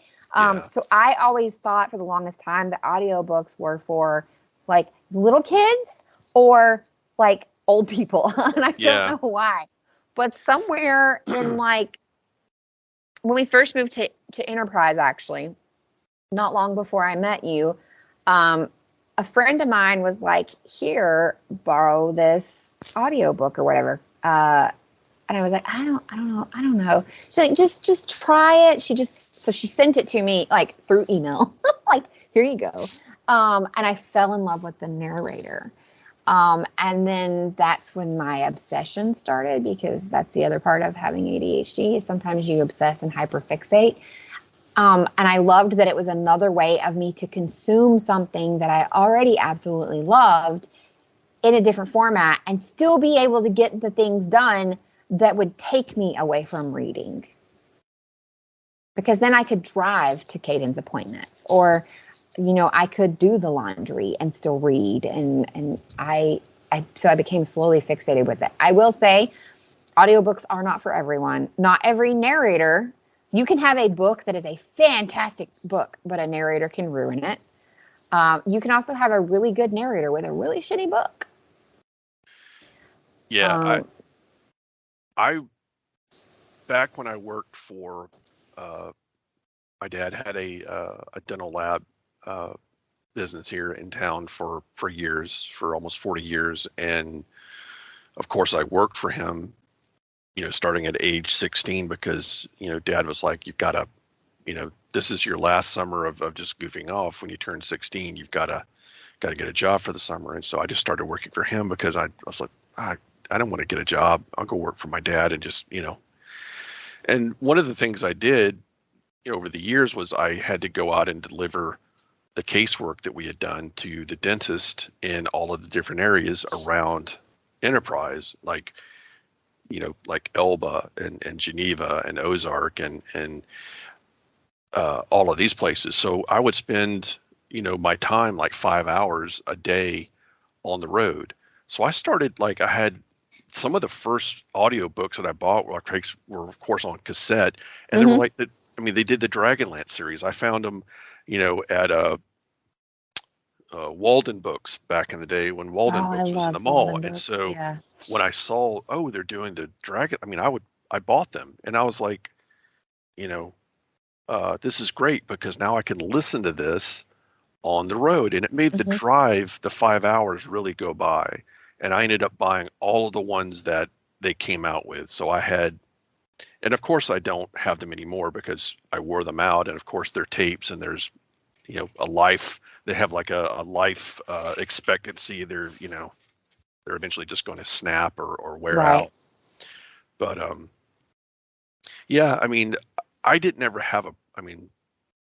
never had that issue of thinking like audiobooks were, and mainly because like I never thought about audiobooks until I had to spend so much time in a car. Yeah. And then they had, like, if they had done like now they do all kind of like audio versions of like the Infinite Crisis or Crisis on Infinite Earth or Kingdom They do Come. a full production. And they do a full production, and they have all voice actors, and it's great. But I don't really buy them anymore because I don't spend that much time in the car. Right. So it's kind of sad because I really enjoyed them, but it was really because I needed them. And now that I don't do driving for my work, I drive to work, and that's like 5 minutes. Really, it's useless to try to listen to, an audiobook or whatever. It takes you forever. It takes forever. So, but yeah, I think audiobooks are not, I'm not like poo-pooing on audiobooks. I think they're great, especially for like folks that love, that kind of stuff, but maybe have issues in sitting down and putting, whether their attention is, they can't, focus enough to do it. And they, at least listening, because I can multitask. I sit here and I watch YouTube videos while I'm doing like mundane things in Final Fantasy 14. So, and I kind of need that because, it's not that Final Fantasy is not fun, but I'm like doing things that I'm kind of doing on autopilot, and Same. so having like watching stupid, Yeah. whatever YouTube videos I'm watching kind of helps Yeah. the time pass and stuff. So, I do the same with Warcraft. I either a lot of times I oh actually have the game turned down really low because again I'm doing like mundane things. Like I mean yeah, if I'm running a dungeon or a raid or something, like obviously I need to pay attention to what I'm doing. So I'm just like yeah, mundane, like killing things out in the world, picking flowers, right, crafting stuff. I yep. usually either have some sort of like true crime podcast on or an audio book Uh, because again, like I'm actually retaining what I'm doing, but I'm doing something like mind numbing with my hand, like I'm just moving the mouse around and clicking or typing things on the keyboard every now and then. So it really, I find it actually like helps stimulate me in those tasks that are kind of like monotonous and draining. I've started listening to like I like true crime, like cold case, forensic files, that kind of Hmm. stuff. Um, really interests me. But then there's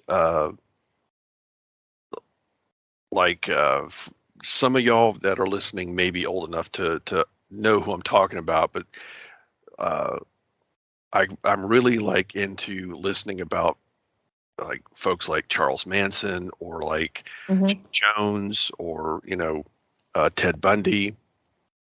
Most Just people, I think that was like their, I don't want to say gateway because that's a really bad word. Because the other yeah, thing is, like, I need people to understand, like, you and I are not people that are like heroizing or like, no, no. I that's mean, not the word I was going to use, but like, it's a fascination to the extent of like, I could never do that. I would no. never do that. So how does a person become that? Like, honestly, I think is what part of my fascination is at least. But yeah, those are a lot of the ones that kind of got me into being interested in true crime as well. Because I like horror. Horror movies have always interested me, and of course, as I've gotten older, my you know uh, interest in like the boogeyman is not scary anymore. Michael Myers, No. Jason. Yeah, I enjoy watching them because now it's kind of funny. But when you're looking at like Manson or Ted Bundy or Jeffrey Dahmer, Those these people are why these Michael these Myers isn't scary these anymore. these folks are like real, and they Yeah. made these horrible decisions. And no, like you said, I'm not uh like We're not like uh, trying to make them famous. right. We're not putting Yeah. them on some pedestal, but just No. it's the human uh equation of what, like, for me, I'm always like, my whole point of reference is like what pushed them to What that happened? point, what Right. happened to them. Right. And you end up finding out these things, and 9 times out of 10 it's like uh some horrific thing happened to them as a kid or something like that. Right. But then you find folks that just no, they Yeah. just are horrible, and Yeah.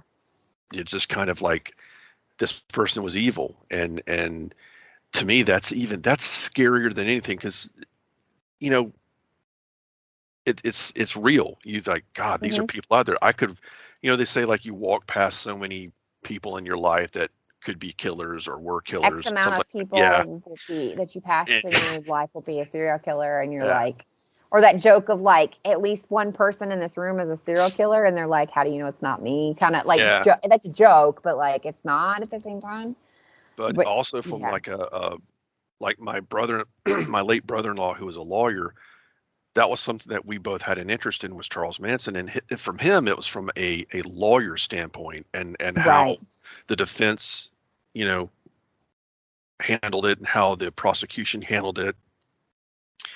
Um, and that's what interested him, and that's what kind of also fostered my interest in the case and the people. And everybody has like I think everybody kind of likes to find out all the inside of like what happened in this situation, and that the It's the Manson question family. of like when a horrible, horrific thing happens anywhere, the first thing out of most people's mouth is why or Yeah, how. And I think that's the fascination that comes into to true crime specifically, but what's funny is, I listen to a lot of true crime podcasts and watch a lot of crime television from time to time, but I have a really hard time reading true crime books, and I don't know why that is. I don't.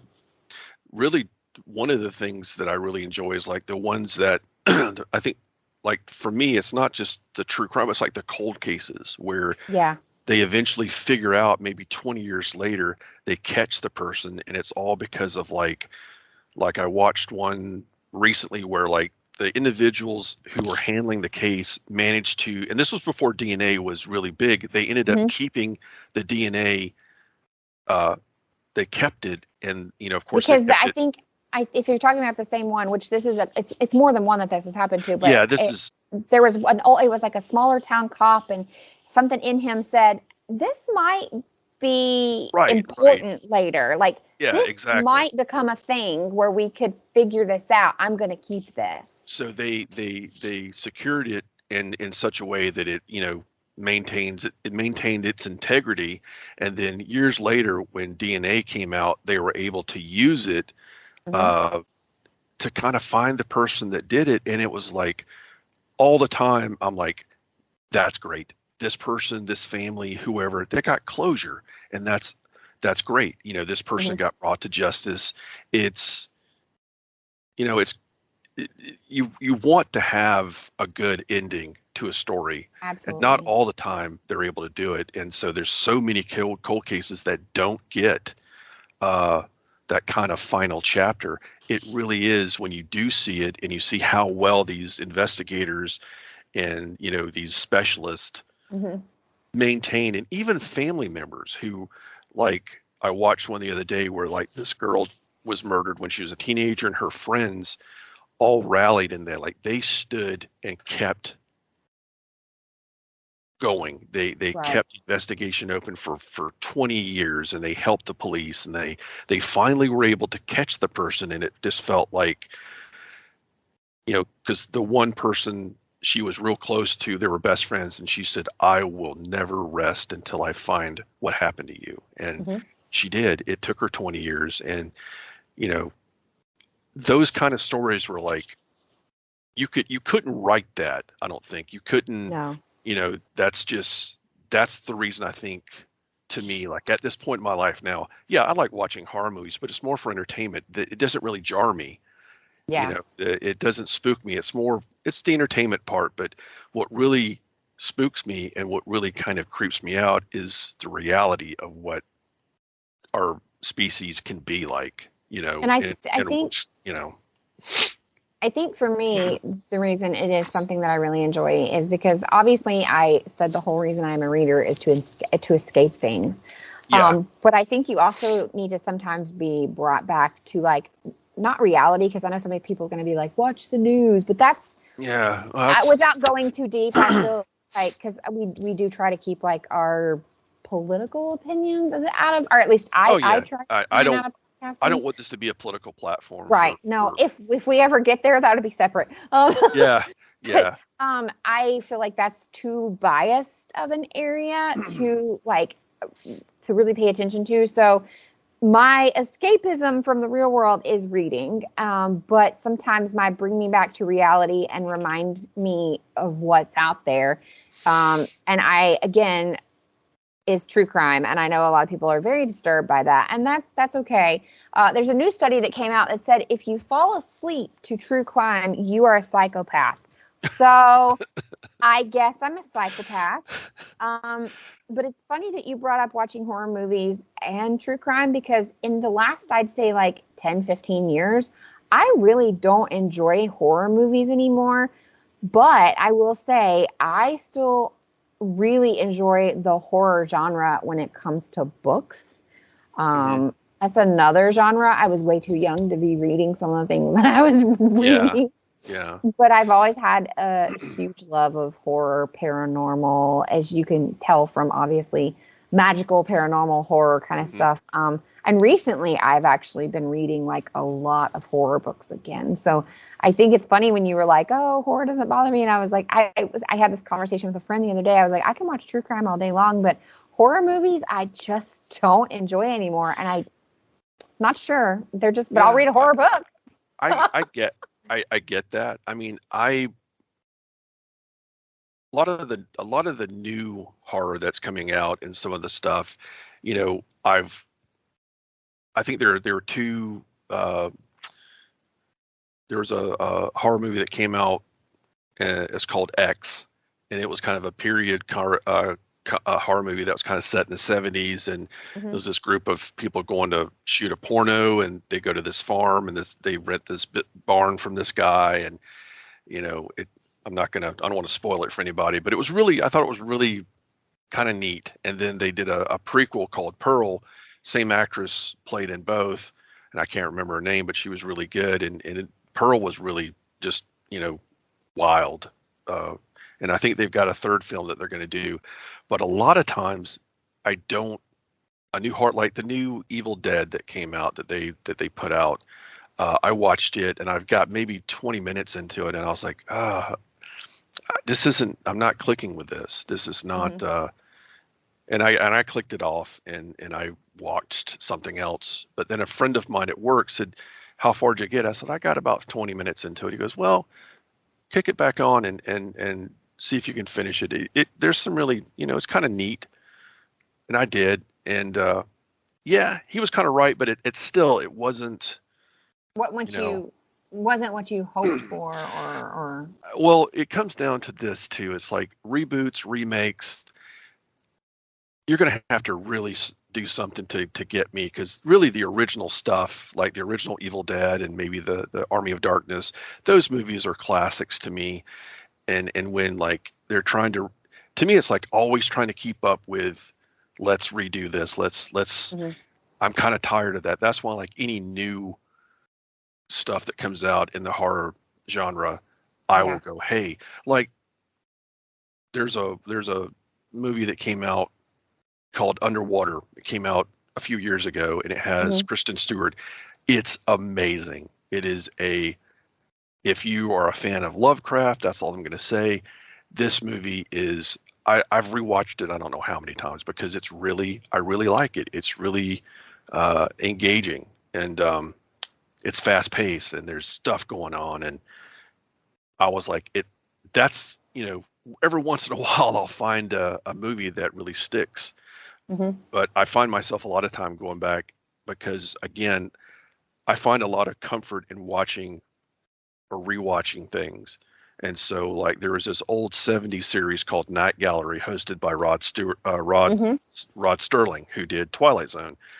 I watch those all the time because they're just comforting. And plus genre stuff from the 70s or you know, like Kolchak, the Night Stalker, again, another 70s. You know, he was kind of like a paranormal investigator. He really was just a newspaper guy, but he ended up, all the stories he covered were all kind of whacked out weird ones. So another comfort series. But that's the kind of stuff to me that I enjoy, and they're, you know, they're not super scary. I mean, to me as a kid, I remember when they would come on, I would get kind of creeped out, but it was a good thing, because I really was a scaredy cat. And so watching those kind of got me to understand what horror was. And as I got older, of course, you know, I started watching all the other stuff, and you know, but if a movie is just coming out and it's just gory for gore's sake, like the first few Saw films, I thought were kind of like, the first Saw film I thought was really a kind of a neat idea, because it was kind of a fresh. It was different. I liked the first one. But lately, of course, it just seems like it's just gore porn. You know, it's like the Hostel series. Like my friend really wanted to watch the first Hostel movie, and I'd seen it, and I was like, no, that really just is not what I want to watch. I feel like it's just going to be. And so he eventually was like, he rented it, and he brought it over. He goes, "Will you watch this with me?" Because I just, you know, I'm like, okay, fine. You paid Blockbuster for whatever, or wherever he got it from. We watched it, and at the end, you know, it finished, and he was like, "So what do you think?" I was like, "I think it was just disgusting." And it was just a little bit of story, and then watching people get tortured, which I find very uncomfortable. Yeah, You know, and I think that honestly may be one of the reasons. There's a trend I have noticed probably since I'd say torture two, porn is what people were calling yeah, it, you since know. like the early 2000s, we've done this thing in horror where it's like gore, and not only gore, but like gore and sex for the sake of it, or Yeah. like someone being tortured in a sexual manner. Hmm. I'm out. Yeah, I am yeah. out, and it's like it seems like it happens a lot, and maybe that's why I'm detached from it, but that does not seem to happen in horror books. Um, Yeah, and well, that's like, because you're creating it in your mind and you kind of have like some control over how yeah. you're kind of interpreting it, you know. But horror, a lot of the horror books, especially the ones I've been reading lately, they go back to that like that classic horror of like Hmm. exorcism and demons and like ghosts and things like that. Um, I will say, if anyone is a fan of Stephen King, I grew up a huge fan of Stephen King. I appreciate his older works. I have some controversial views on current Stephen King. This is going to sound really bad, but the man is apparently clean and has been off of things, extracurriculars for a very long time, and it shows. Yeah. I don't think anyone should be doing hardcore drugs. Like, I don't. Right. I don't agree with it. But you can tell a difference in his writing. And I'm not a fan of current works. A Yeah. lot of my favorites of his, they're old works. But I have recently run across Grady Hendrix. I recommend his audio books to you, Kelly. Grady Hendrix is reviving a love of horror in me. Um, I gave, and it's like to the point where it didn't scare me, but there were things in it that I was like, ooh, if you hadn't have done this one thing, you would have gotten 5 stars. Yeah. Um, but it's not one thing as in like, it's not like sexual stuff, but it's like, Right. like, the one I just finished is in regards to like dealing with, loss of a family member, having repressed memories. And it also has like creepy puppets and dolls. Oh. Yeah, it's Yeah, called that's Haunted House. yeah, that, you know, I had a really bad fear of ventriloquist dolls as a kid, and maybe that's something like other people had. You know, I kind of feel like it might be a common I fear, feel, but I like yeah. my sister really drove it home because she had this. It was called like Did she a have the chat. Howdy Doody doll? No, she had a. It was called Chatty Cathy. It was this doll that had, Yeah. Chatty and Cat. she had, as you know, kids do. She painted on it and made it really look. She wasn't trying to make it scary, but you know, after she got old and she didn't play with it anymore, I mean, it just And had just sat this. there. Hmm. And I knew, like, my mom kept a lot of her stuff in the hall closet. I knew that doll was in that hall closet. And as a kid, I would not walk down that hall. I would walk all the way around, take the long way to go to the front door. And it was just Right. like I could have taken that little strip, walked past that door, and I'd be at the front door. But no, I took, and my sister knew that I was extremely, I was a scaredy cat as a kid. So one day we were all in the living room, and so she walks around and goes down the hall and she gets the doll out, and she had, you pull the string and it says stuff, but because it's so old it Yeah. was like and it sounded horrible, and Like she took my it out. mom. Yeah, my mom Yeah, had a Chatty Cathy, and it did that when we she were kids. chased me around the living room. My mom's laughing, my nephew, her son, is laughing at me, and I am screaming like I'm literally being killed. And she catches me and pushes me down on the couch, and she's shoving this doll in my face and pulling the thing and laughing the whole time. Still to this day, it's a scar that I carry, and So I'm just not a fan of dolls. Now, I don't I'm, freak out like if someone took a doll and yeah. shoved it in my face, I'd be like, okay, well that's uncomfortable, and if you don't move it, I'm going to stick you with it. But yeah, I mean I've heard other people talk about similar instances with siblings and dolls, and I'm like, what the hell is going on in their minds to make them think, oh, in today's state, that would be like akin to like really torturing somebody, and people would not be cool with it. And I wish they weren't back in my day, but like I've said several times, Gen X, we kind of had to deal with a whole different level of shittiness. And I'm not, I No. crack jokes about whether my sister knows. She regrets, she thinks back and she's like, I'm really sorry I did that, and that was really mean of me. And I was like, well, you're a young mother, and I mean, I don't hold grudges. It's just a funny story to tell folks, It's funny now, but at the moment it was traumatizing. And it's no, like actually part of all of us like healing from childhood trauma. Because part of my healing from childhood trauma is shout out to my brothers. I'm real sorry because I was Kelly's sister. I'm yeah, so sorry. well, Like, yeah. that I remember, like, one of the biggest things that I had to do was like a nightly ritual as a little kid. I had a ton of stuffed animals, and so I would place my stuffed animals all over my bed and on the Yeah, me ground, too. and they were like, okay, well, he's guarding this side of the bed, he's guarding this side of the bed, and I Yeah. have some that sleep with me and some that sleep, on the pillows behind me, and that was like my ritual, like, okay, everybody's covered, you know Yeah. nothing's gonna the boogeyman can't get me because I've got good defenses. I And I I did that for so many years. My mom would come in, she's like, why are your stuffed animals all in these different places? And I'm like, so that the boogeyman won't get me. And yeah. she's like, there's no such thing as the boogeyman. And I'm like, okay. But to myself, I'm thinking, Mom, you have no clue, you don't know. Right. Have You're you an looked under the adult and you bed? can't see it anymore or something like that. Like, yeah. Yeah, it's really, I look back at it now, like I was such a scaredy cat as a kid, and probably like a lot of kids. But now, of course, as an adult, and even like I started in my 20s really not having a lot of fears about, or not being grossed out, or horror movies not really, like the only real thing that would get to me in early 80 horror movies, really they didn't have this. It wasn't like Hostel being really like torture porn. Yeah, No, it had gory stuff. tropes. It had It had like that tropes. sexual like The, trope in it, but it the was never like torture. Everything you saw was like consensual stuff. Like, there's a few exceptions, like The Last House on the Left that Wes Craven did in the 70s. yeah, That no, movie, I can't I do that I one. I couldn't, like, a friend of mine let me borrow it because I wanted to watch it. I knew it was bad, and I was like, yeah, I'm gonna see this. I got maybe 30, 40, maybe 30 Yeah, minutes into it, and I had to turn it off. I was like, I it's can't like watch it. It is too intense. And it's like I've never reading watched books that you know you're not supposed to. it.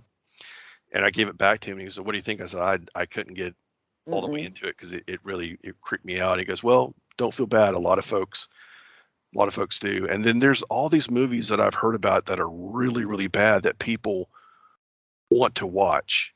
And I read about what there are, and I'm like, okay, well, I mean, I can understand wanting to see behind the curtain and wanting to, Right, but like, if I know that there's like SA, or if there's like torture, or just, I'm right. out.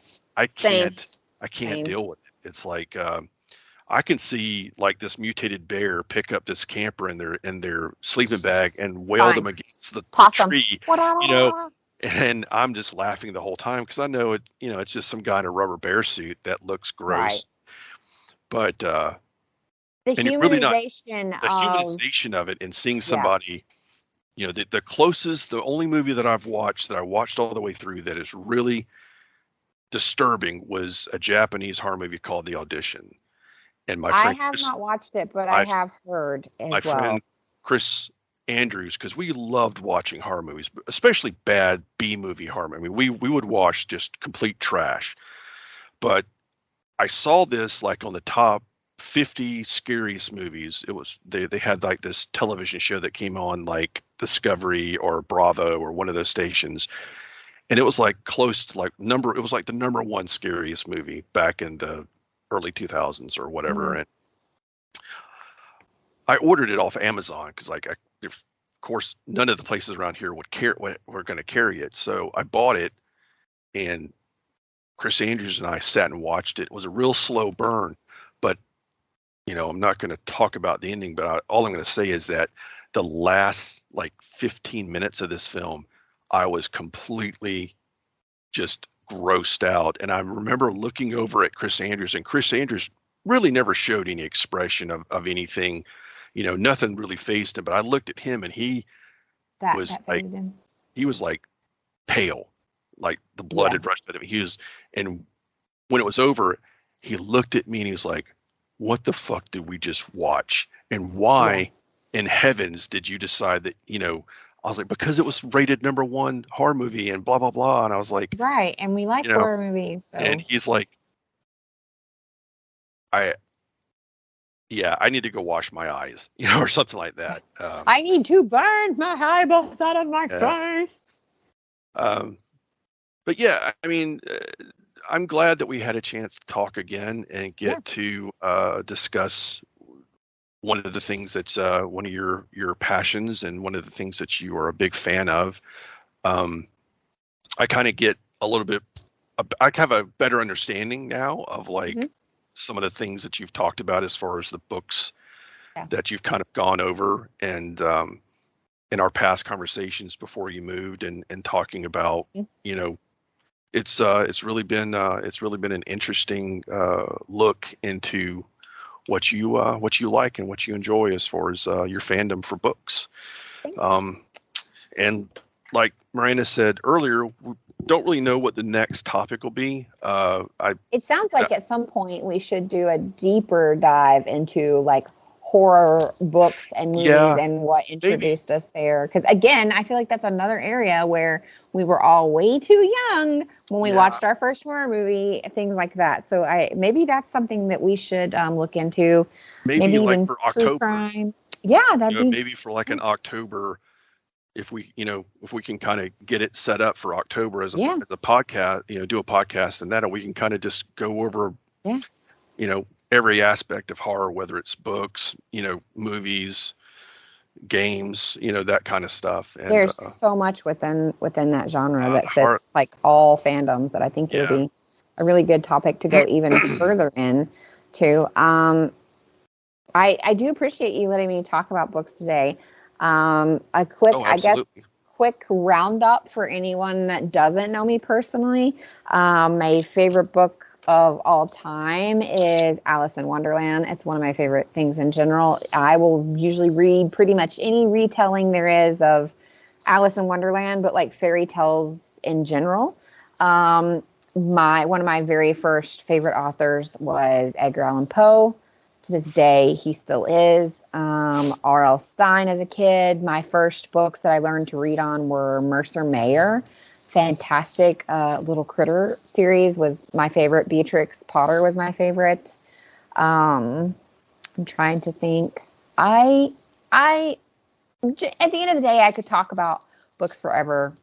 I don't have any genres that I really hate. As I mentioned at the top of the show, I don't usually gravitate towards some. I have authors that I will never say I hate an author, but I have authors that I just don't care for. I'm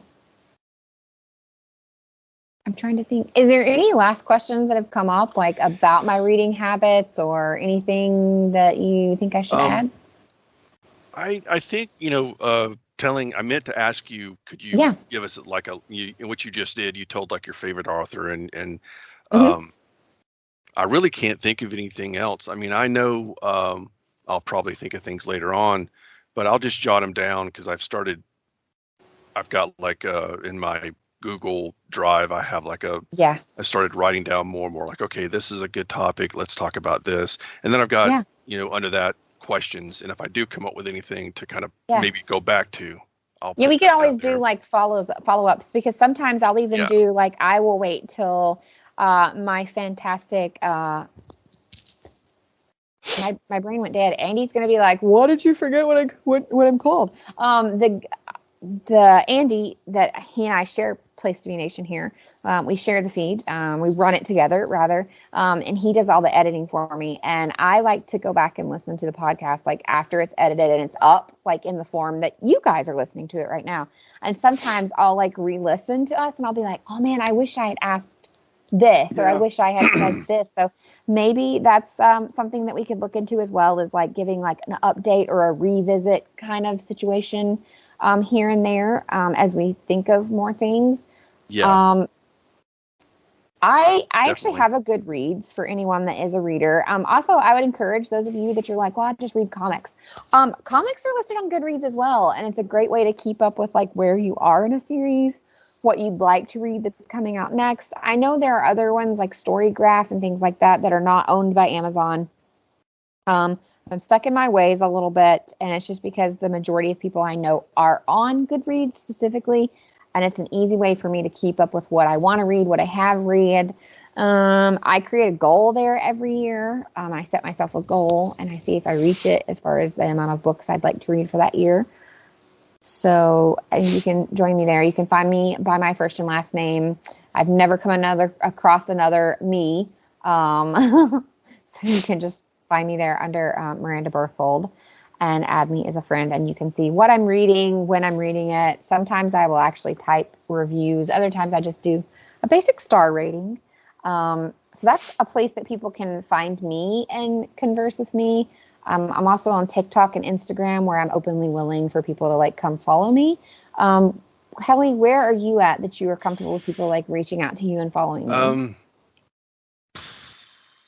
Trying to think that I know like uh, Instagram is where I do spend some time on Tinzel 2814 on Instagram. That's my handle. It's also the name of my character from Final Fantasy that I play, my online alter ego. And I did sign up with, was it Signal, which is the other, it's Yeah. not Twitter, which is not Twitter anymore because Elon Musk is. Are you talking about the thing through Instagram? Not the Threads. No, it's called Threads. That's what it is, not Signal. Threads, yeah. Threads. Signal is I was about to say, I thought Signal was a messaging app because I know my husband uses Signal for work. So I was like, that's my old age and like getting things confused. But like I did. well, no, a lot of these messaging apps are almost like I like when you and I talk, I use WhatsApp, which is really big, like form of communication for all of Europe. But it also has a feature on it where it's got like a stories section. So I wasn't going to be like, I didn't know it did that because a lot of these like messaging apps also are like a social media platform. So I wouldn't be surprised if it was Signal. Yeah, like on Threads, it's Harrison Poole or Tinzel 2814. I don't really like, mainly I just repost a lot of stuff, and I don't have like, I've got friends that follow me, and really I'm just reposting stuff that interests me or whatever. And just like Instagram, I'm not, mainly all of my posts are like comic book related or, that kind of stuff. Yeah.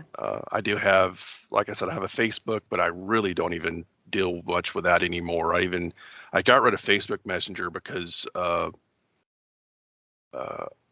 had all these messenger, like these chatting or message, like, and I'm like, I don't. The new group thing where you can like, I hate those. Like, I don't even know why I've been on the fence of like just deleting my Facebook account because I don't use it. But again, like I still like to go back and look at my Empire comic page because people still go there and kind of post things. So or they'll every now and then message, and because I help a long time ago before when the store was still open, you had actually added me as like an moderator admin. So like I get the messages too that people send to Empire Comics. And I think it's nice sometimes people just message and they're like, hey, Kelly, just wanted to check and see how you were doing. Like, I think it's fantastic. Yeah, and that's really the only reason, I've got family that's the only way that they contact or talk. And I don't I don't even really communicate with them very much either. So I'm not. I do actually use a lot of the groups on Facebook, but Facebook is like the one place where I kind of like, I don't accept your friend's request unless I somehow actually know you. That's like, most of my friends are folks that I actually know, or either I've met through somebody and they added me and I, but I don't have like 3,000 friends on Facebook. Because unfortunately think I have like over 1,000, but I went to like 2 different public high schools and then college, and then I am a spouse to a not active duty anymore, but my husband was active duty military, and so that comes with like your friends. You get new friends every 2 to 3 years. Yeah. So I actually do have like over, and then college friends, and so yeah, when you start doing that, you're like, oh wow. And I have a lot of family too on there. Right. So. All right. Well, I think it's been a good time. I've really enjoyed getting to play catch up and chatting with you, and hope that everybody that's listening has enjoyed the time that we've had to talk about the stuff that we enjoy. Books, movies, you got a little bit of everything today. We have goals of, sorry, I got attacked by a fly.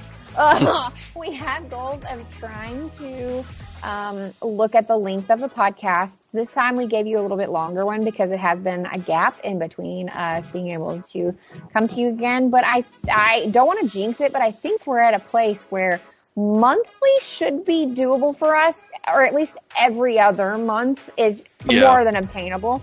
So that's where we're at. We're going to try to go back to shooting for, we're never going to look at each other or like signal each other and be like hard stop, but just so you know, we're trying to look at trends and notice like what people want to listen to, how long they listen. So if you're still here, thank you. We appreciate you. Thank you very much.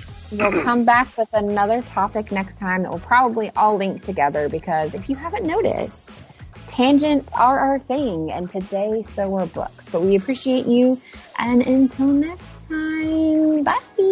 See ya.